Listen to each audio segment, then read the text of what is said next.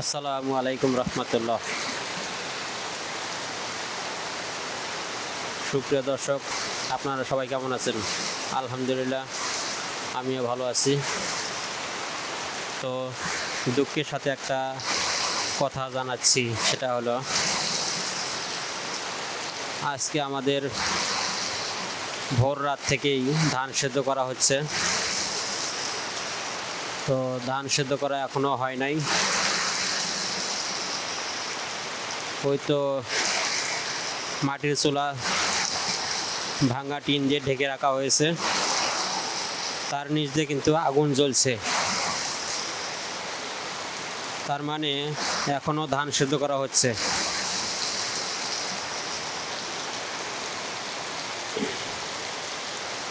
এই ভারী বৃষ্টির মাঝেও ধান সেদ্ধ করা হচ্ছে।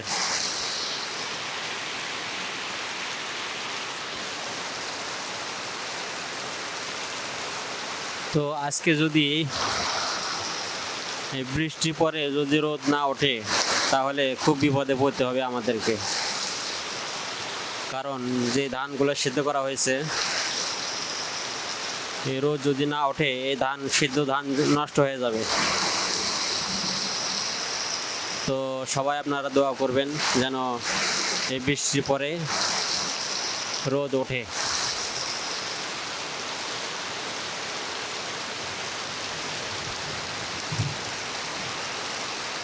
তো এখন জ্যৈষ্ঠ মাসের শেষের দিকে, এখন বৃষ্টিপাত একটু বেশি হবে, কারণ এখন বর্ষার সিজন। এখন 2-1 দিন পর পরেই এরকম বৃষ্টিপাত হবেই।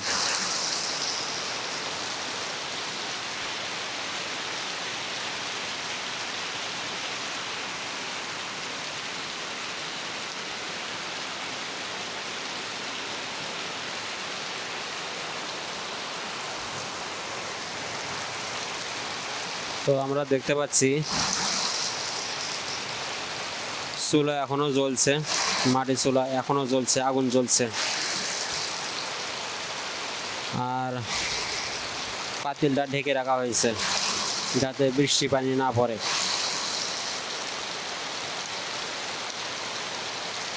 তো আর মাত্র 1.5 থেকে 2 পাতিল ধান হবে, তাহলে আমাদের ধান সিদ্ধ করা শেষ হয়ে যাবে। কিন্তু বৃষ্টি এই সুযোগটাও দিল না।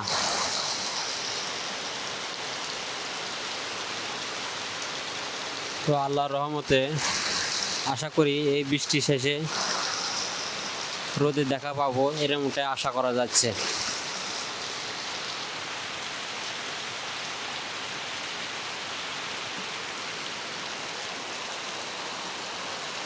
যদি আপনাদেরকে দেখাই তাহলে বুঝতে পারবেন। এই যে ধানগুলি সিদ্ধ করা ধান।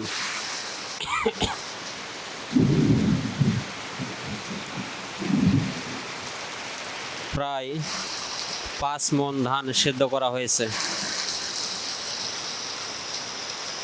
তো এক কথায় বলা যায়, সবাই আমাদের জন্য দোয়া করবেন যাতে করে এই বৃষ্টি শেষে রোদ ওঠে, ধান যেন শুকাতে পারি, সেই দোয়া করবেন। কে কে এই বর্ষাকালে তো দর্শক, আপনারা হয়তো শুনতে পাচ্ছেন বজ্রপাতের আওয়াজ, আপনারা হয়তো শুনতে পাচ্ছেন।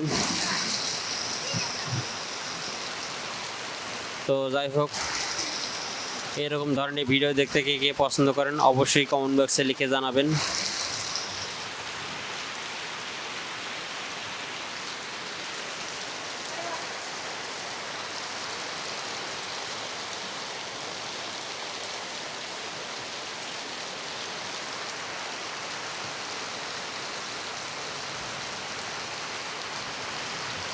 তো আজকের ভিডিও এ পর্যন্তই।